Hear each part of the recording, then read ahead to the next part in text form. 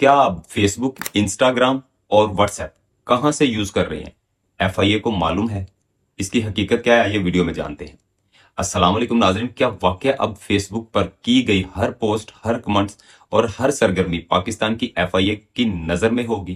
क्या मेटा ने पाकिस्तान के साथ ऐसा मुआहदा कर लिया जिसके बाद कोई भी तारुफ महफूज नहीं रहेगा?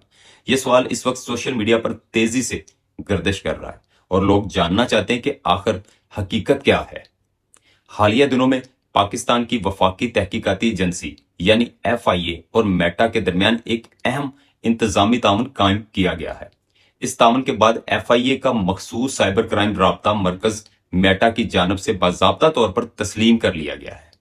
लेकिन जरा ठहरिए, क्या इसका मतलब यह है कि अब एफआईए जब चाहे किसी भी शख्स के फेसबुक, इंस्टाग्राम या व्हाट्सएप की मालूमात हासिल कर सकती है? तो इसका जवाब है नहीं। दर हकीकत मेटा अब भी सिर्फ कानूनी और बाकायदा दरखास्तों पर ही मालूमात फराहम करेगा। अगर किसी शख्स पर cyber crime, online fraud, hacking, जाली अकाउंट्स, मालियाती धोखाधड़ी या किसी संगीन जुर्म का शुबा है, तभी कानूनी तरीकाकार के तहत मालूमात मांगी जा सकती है।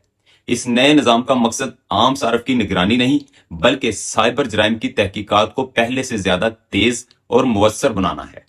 ताहम इस पेशरफ्त ने एक नई बहस को जन्म दे दिया है। क्या ये इकदामात अवाम की हिफाजत के लिए है या फिर प्राइवेसी के हवाले से नए सवालात खड़े करेगा? नाजरीन, आपकी राय क्या है? क्या आप समझते हैं कि ये मुआहदा पाकिस्तान में साइबर क्राइम के खात्मे में मददगार साबित होगा या इससे सार्फिन की निजी मालूमात पर खदशा बढ़ जाएगा? अपनी राय कमेंट्स में जरूर बताइएगा। मिलते हैं अगली वीडियो में, तब तक के लिए अल्लाह हाफिज। पाकिस्तान जिंदाबाद।